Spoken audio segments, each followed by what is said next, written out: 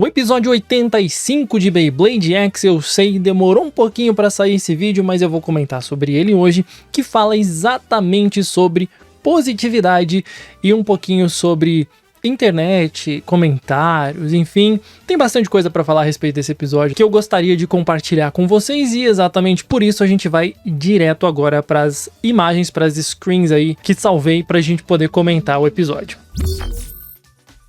Começando com um pequeno resumo a respeito do episódio anterior, que foi entre os dois, aquela guerra indireta que foi entre os artesãos de Beyblade, basicamente entre a Multi e os gêmeos.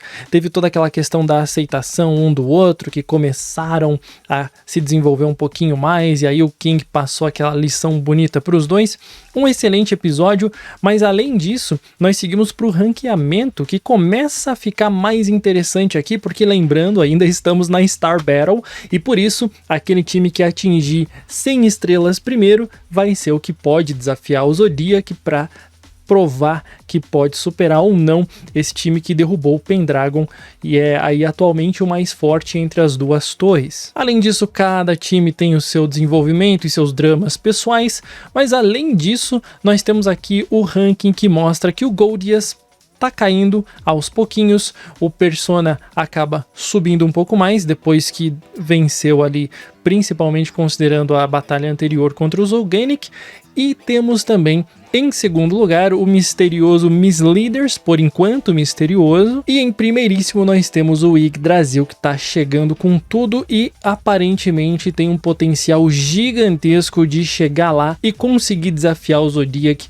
É exatamente isso que a gente vai ver nesse episódio e no próximo também tem muita coisa relevante e relacionada a isso. Contudo, o episódio já puxa aqui uma cena com a Karura, que pergunta pro seu mordomo, né, pro Iwao, se tá tudo certo, tá tudo preparado, conforme eles já tinham planejado tudo, então parece que sim, parece que tá tudo certo e o plano vai começar porque o Goldias desafia então o Yggdrasil. O desafio chega, o Burn recebe esse desafio um pouco com estranheza, um sentimento meio...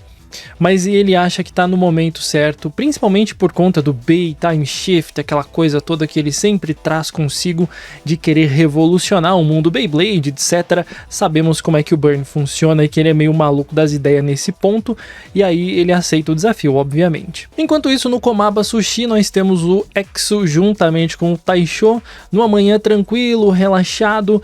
Enquanto isso, o Exo resolve perguntar, tá, mas cadê a Multi e a Tenka? Queria saber onde é que elas estão. O Taisho fica um pouco nervoso porque ele sabe que elas foram ali assistir a batalha do Goldias e ele arruma qualquer desculpa. Ele fala, meu, assim, a Meiko tá lá trabalhando no treinamento do Bird, as meninas aqui, a Multi e a Tenka saíram fazer compra, qualquer coisa assim, eu tô precisando de ajuda aqui na cozinha, você me ajuda? Matou o problema.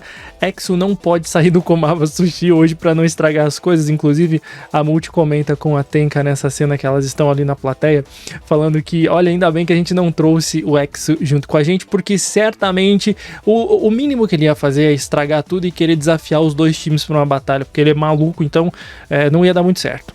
Ainda bem que elas estão aqui quietinhas no fundo, só para observar a batalha, para entender os próximos oponentes que eles terão que enfrentar, para ver como que eles podem bolar uma estratégia, uma coisa assim, da mesma forma que eles bolaram a estratégia contra o Zolganic. Talvez aqui seja uma oportunidade para coletar informações.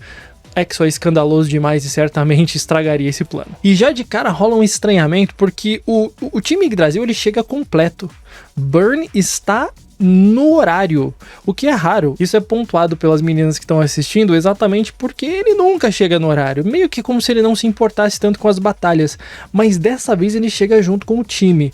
Não é um comportamento comum dele. E claro que da forma mais escandalosa possível, nós temos a entrada escandalosíssima com a Karura, Areio e o Iwao, que chegaram ali também naquele mesmo esquema, com os carros freando loucamente e banda e tapete vermelho, aquela loucura toda que a gente já viu. Reaproveitamento de cena é bom, porque daí a gente consegue trabalhar melhor em cenas de batalha, cenas mais complexas. Não me importo com essa repetição, desde que seja em momentos específicos e não exagerados. Inclusive, foi dito que a Tenka deu uma humilhada no Iwao e eles não conseguiram entender muito bem qual seria a habilidade do Golem Rock. que é o Beyblade dele e que possivelmente vai ser o futuro oponente do Persona. Então é justo que elas estejam aqui para observar isso, uma vez que a Tenka não deu tempo de entender o que o Golem Rock faria. O primeiro desafio, portanto, vai ser o Iwao contra o Zonamus. Já sabemos o estilo de batalha do Zonamus e é legal o que é dito nesse episódio a respeito dele e também da Yuni, que entra um pouco depois. Ele, como sempre, propõe aquela ideia de Benigmas, né, de fazer as charadas dele, de entreter o público a partir disso, que ele acha interessante. Tem um público que também acha isso legal pra batalha. Eu gosto bastante do estilo de batalha dele, acho bem divertido. E aí nós temos a proposta de que ele vai fazer um pouquinho diferente dessa vez. Como ele tá com uma customização de resistência e ele pode metralhar vários enigmas um atrás do outro, ele decide então transformar isso numa batalha de resistência com Benigmas. Ele vai jogando um atrás do outro e se o Iwao acertar 10, ele teria vencido a batalha dessa forma. É uma ideia legal, diferente. Caso Iwao consiga, então ele vai ter uma estátua lá no museu junto com a estátua do Bird. Ah, mano, coitado do Bird. Até hoje ele tem essa referência, essa coisa horrorosa tá lá na casa Zonamus. Aí seria a proposta da estátua do Iwao logo abaixo. De qualquer forma, a batalha acontece, os dois conseguem ali fazer as várias charadas e o Iwao é muito inteligente, vai respondendo uma atrás da outra e no fim o Zonamus é derrotado antes mesmo que consiga fazer a 10ª charada, mas assim, serviu para que as meninas pudessem estudar, é claro, a capacidade do Golem Rock, mas ao mesmo tempo é muito bonitinho o que o Burn fala a respeito de noblesse oblige, que seria aquela nobre obrigação que as pessoas têm e que alguns com senso de liderança conseguem trazer e têm esse dever em relação às demais pessoas. No caso do Zonamus, a ideia dele, o noblesse oblige dele, seria realmente fazer com que as pessoas fossem entretidas nas suas batalhas a partir das suas charadas. E é exatamente isso que ele faz durante esse episódio. É bem divertida a batalha, é bem cômica e a gente consegue perceber também que Iwao não estava para brincadeira porque ele consegue derrotar o Zonamus mesmo assim. É fofinho, eu gosto muito do personagem do Zonamus, porque ele é um personagem tão bom, tão puro, ele não tem aquela essência malvada, apesar de ser imponente quando precisa, mas no caso, ele é sempre um personagem muito divertido e tá sempre muito satisfeito em poder trazer mais desses enigmas para as pessoas, que é o que ele gosta de fazer. A noblesse oblige dele seria então essa, de trazer alegria para as pessoas através do entretenimento que ele consegue trazer. E Beyblade X fala muito a respeito de entretenimento o tempo todo, falando sobre batalhas que são interessantes de serem assistidas, não necessariamente importando-se com derrotas, com vitórias. É uma questão mais de curtir o momento, curtir o jogo, que é uma mensagem muito poderosa e muito mais importante, eu diria. E aí, claro, depois dessa batalha, Multi e Tenka conseguem observar exatamente o que o Golem Rock consegue fazer, num primeiro momento defendendo bem os ataques frontais e depois ele inclina um pouquinho e se aproveita da parte de cima da sua Blade para causar um contra-ataque. Já dá para bolar uma boa estratégia em cima disso. Beleza, missão cumprida na primeira batalha. Próxima então. Porque quem vai entrar em cena, segundo Karura, Ryu é demandada a entrar na arena para enfrentar a Yuni. E aqui nós temos uma batalha interessante porque duas personagens muito contrastantes. A Yuni super brilhante, alegre, com aquela aura super feliz. E enquanto isso nós temos a Ryu super tímida, retraída, com aquela ideia de maldição, aquela coisa mais trevosa, e que é muito legal colocar as duas para batalhar por conta desse contraste. Como é que a Yuni vai lidar com a ideia de maldição ou sugestão que a Ryu sempre traz para suas batalhas? Será que esse pessimismo vai acabar estragando um pouquinho o otimismo da Yuni? Essa é a discussão principal desse episódio, na minha opinião. Um cortezinho rápido para mostrar que o Bird continua seu treinamento e tá firme nisso. Eu gosto de como eles colocam esse treinamento do Bird nesses momentos, nesses episódios, porque pode ser que valha a pena futuramente, mas vamos deixar isso baixo por enquanto. Vamos falar do que o anime nos mostra. Inclusive, tem um momentinho aqui no treinamento do Bird que eu acho muito legal, que ele vai tomar água, lavar o rosto, ele fala, nossa, que água gelada. E a Meiko dá um puxão de orelha nele, falando, peraí, como assim? Isso também é parte do treinamento, você sabia? Afinal de contas, o Sr. Taisho acorda todas as manhãs bem cedinho, não importa quão frio esteja, para lavar o arroz e poder produzir o melhor sushi que ele pode para entregar para os clientes. Então o esforço é também muito importante, você tem que ter isso em mente, até porque depois você pode fazer uns sushis pra gente. Cara, a Meiko só queria comer o sushi que o Bird faz, porque da última vez ela chegou a desmaiar de tão gostoso que é o sushi. Eu gosto como a Meiko, ela disfarça muito bem atrás dessa cara séria dela, mas ela é uma personagem muito incrível. Beleza, a hora da batalha, Yuni entra, as fãs dela enlouquecidas na plateia, porque ela é uma influencer muito popular e muito positiva, muito pra cima. Ryu também entra ali, sempre naquela ideia de ser sombria, aquela coisa toda. Imediatamente ela já decide começar com o seu plano, que é amaldiçoar então a Yuni no mesmo esquema que ela faz com o Bird. Ela comenta com a Yuni que as fãs dela vão amaldiçoar ela. É uma coisa um pouco diferente, é uma ideia que a maldição vem de outro lado. Ela não entende muito bem, peraí, como assim minhas fãs? Não faz sentido, o que tá acontecendo aqui?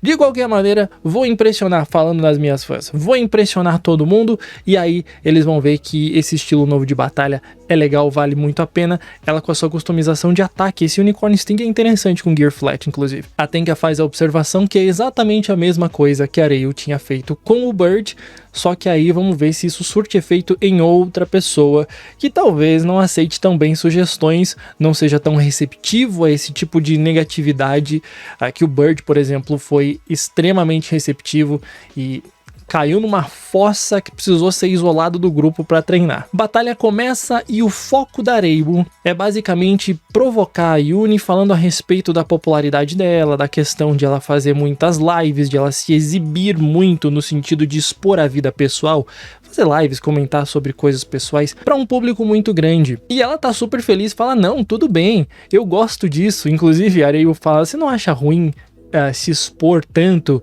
e não ter vida pessoal, não ter nada que você possa guardar pra você, que é um papo bem de introvertido mesmo. Quem é introvertido sabe que a melhor coisa que tem é você ficar sozinho no teu canto, sumir do mundo, ninguém saber da sua existência, você tá bem consigo mesmo, tá em paz.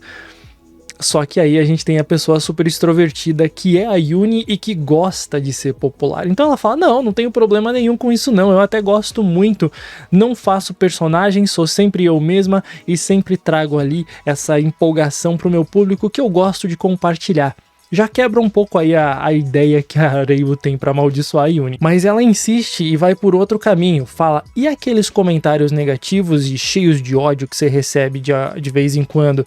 Eu leio, tem gente que te odeia, sabia disso? Aí parece que pega um pouquinho, a Yuni tem uma pequena reação, Ryu vê uma oportunidade de continuar nesse ataque. Até porque não tem como agradar todo mundo, não é mesmo? Ela continua falando desse negócio de comentário negativo, de pessoas sempre destilando ódio pra cima de você. E como disse, a Yuni parece que sentiu um pouquinho nessa cena. Brincadeira, ela não tá nem aí, ela fala, pô, isso faz parte, não tem como agradar todo mundo mesmo, e as pessoas podem sair e voltar pro canal quando elas quiserem, tá tudo certo, o importante é que tem gente curtindo, gente se divertindo, não afeta ela de jeito nenhum, ela é super positiva. A Yuni é o tipo de pessoa, e você talvez conheça alguém assim, que quando entra num ambiente, seja onde for, parece que o ambiente fica mais brilhante, porque ela tem aquela, literalmente, aura que ilumina o lugar, ela é positiva, ela tem aquela energia pra cima, que não abala ela de jeito nenhum, mesmo com a Ryu falando tudo que falou, falando de se expor demais e não ter tempo pra si, falando a respeito de pessoas que comentam coisas muito odiosas e terríveis a respeito da Yuni. Faz parte do jogo, faz parte de medir quão popular ela é, e ela gosta disso, aí que tá a parada. A Ryu não entende muito bem esse comportamento, de novo, é um contraste muito grande entre uma personagem que é muito introvertida e uma personagem que é muito extrovertida. Ela não processa muito bem a reação que a Yuni tem nesse momento. Tá, mas e aquele outro dia que teve na live, aquele comentário não sei o que a pessoa falou que ia deixar de te seguir quando você trocou de estilo porque não gostou do jeito que você tá agindo agora? Não tem problema. Um estilo novo pode desagradar algumas pessoas e é importante levar em consideração a opinião de fãs antigos, mas eu não vou deixar de ser eu mesma, vou continuar fazendo o que eu acho que é legal pra mim, e quem quiser chegar, chega, todos os novos seguidores são bem-vindos, quem quer voltar, as portas estão sempre abertas. Olha que positividade incrível dessa personagem, isso a gente pode levar pra vida não só no contexto de rede social, de criação de conteúdo. Esse episódio conversou muito comigo, particularmente, porque eu crio conteúdo, eu faço lives, eu interajo com o público, recebo comentários muito terríveis e mal educados de inúmeras pessoas, mas por outro lado tem todos os comentários positivos e legais que a gente recebe de um público tão foda, por falta de outra palavra, que, cara, a positividade acaba sendo muito maior, acaba inundando e abrilhantando nossas vidas muito mais. Isso num aspecto de rede social, de criação de conteúdo. Só que a gente também pode levar isso para a vida nas nossas esferas, seja num trabalho formal, seja em casa, rodas de amigos, escola, faculdade, sei lá, qualquer coisa. A positividade é uma coisa que sempre traz benefícios. É claro que qualquer coisa em excesso faz mal. Ser positivo demais pode ser também um mecanismo de defesa que pode afastar algumas pessoas por transparecer que você não está sendo tão real, tão você. Então tem todos esses aspectos que a gente tem que saber dosar muito bem. A positividade é boa, faz bem, mas qualquer coisa em excesso faz mal. Se beber muita água, você morre afogado, meu filho. Então, é mais ou menos por aí o discurso que esse episódio traz, a reflexão, pelo menos, que eu vejo a partir dessas duas personagens. Vocês perceberam que a batalha tá um pouco de lado e o discurso foi para outro caminho, né? Mas a batalha continua rolando, o Unicorn Sync continua atacando bastante, inclusive a Areiu comenta que se continuar atacando tanto, você vai ficar sem resistência. Tá dando muita atenção pro papo dos fãs, vai desviar o olhar aqui da batalha, é exatamente o que eu fiz durante o episódio. Fiquei pensando em todas essas coisas e no fim das contas, de repente batalha. Falei, é mesmo, tô assistindo Beyblade X. Esse anime traz umas reflexões e umas ideias que às vezes a gente não para pra pensar. Como eu sempre comento, é uma série que é pra vender produto, não precisava trazer tanta profundidade em alguns discursos, em algumas ideias, em alguns diálogos. É por isso que eu adoro essa série. Ryu continua desacreditada porque ela tá tentando de tudo desesperadamente, parece que o feitiço virou contra o feiticeiro. Ela quer que funcione essa maldição, mas olha, a Yuni não tá caindo não, não tá dando certo. Ela é sempre muito positiva, sempre fala que, como é importante ler o comentário de todas as pessoas. É o que eu faço aqui no canal também, eu leio todos os comentários que vocês deixam aí embaixo, inclusive comentem, interajam bastante a respeito dos episódios e dos vídeos, eu leio tudo, respondo sempre que posso, tudo, porque eu acho que é muito importante ter esse contato com vocês. Eu não sou nada demais, eu não sou ninguém, e agradeço muito por pessoas estarem assistindo e compartilhando ideias e conteúdos comigo também. Por isso que é tão legal fazer conteúdo. Enfim, a reflexão é muito boa. As fãs estão enlouquecidas pela Yuni por não abaixar a guarda e continuar sempre muito positiva, por dar tanta atenção às pessoas que seguem ela também. Mas aí vem um estalo. Peraí, Ryu, você tá falando tanto dos comentários, você leu tanta coisa só pra poder me falar essas coisas aqui?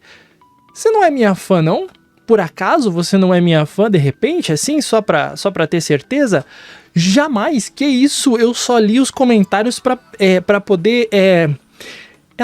Ela gosta da Yuni, ela acabou adquirindo alguma admiração pela Yuni, com certeza, a partir do momento que ela começou a acompanhar, ver que ela é super positiva, que ela é super alegre, mas ela não dá o braço a torcer e continua na ideia de atacar e querer vencer na resistência. Não tem problema, a Yuni prometeu que ia mostrar uma batalha incrível, já que a Areiwa parece ser realmente fã dela e tá ali na frente dela batalhando. Faz sentido que ela entregue então um show à parte, manda um lindo overfinish pra cima da Areiwa, que fica desacreditada. Vitória do Yggdrasil. Então, uma coisa importante a ser mencionada aqui: foi acordado no começo, antes de eles começarem a batalhar, o número de estrelas que eles apostariam. Esse é um número muito alto, porque enquanto um time tem 50 estrelas, outro tem 64, se eu não estou enganado, e no fim das contas, eles estão apostando 20 estrelas em cada batalha. Então o Yggdrasil perdeu a primeira batalha e entregou 20 estrelas para o Goldias. Agora a Yuni venceu a segunda batalha e recupera as 20 estrelas que eram do Yggdrasil. A questão é que o Yggdrasil está muito próximo de chegar no topo, de conseguir as 100 estrelas para desafiar o Zodiac. Então, se eles vencerem mais estrelas, se eles tivessem vencido 2 partidas, eles já teriam conquistado 100 estrelas. Yggdrasil tá, assim, à beira de conseguir finalizar a Star Battle. Mas depois dessa batalha, Areu pega o seu celular de novo e fala, pô, tem que voltar pra casa agora, né, meio que já deu assim, tem que ir lá na ranqueada, coisa e tal, pra não deixar passar os drops de hoje, todo aquele papo de quem joga muito e tudo mais. A Yuni chega pra ela e fala, peraí, você não era a Zero Yu que chegou e comentou umas coisas, que eu tava fazendo uma live comentando sobre jogos, e aí você sugeriu um jogo lá, e eu achei até interessante, até pensei em fazer uma live jogando, porque esse seu comentário me motivou bastante. Jamais, não, eu só fiz isso porque queria acompanhar o trabalho e fazer o truque da maldição e, será mesmo? Mas é que na verdade ela quis sugerir um jogo que tava caindo em popularidade, então ela não tinha muita certeza se a Yuni ia ter interesse, mas ela acabou sugerindo mesmo assim. Esse é o negócio.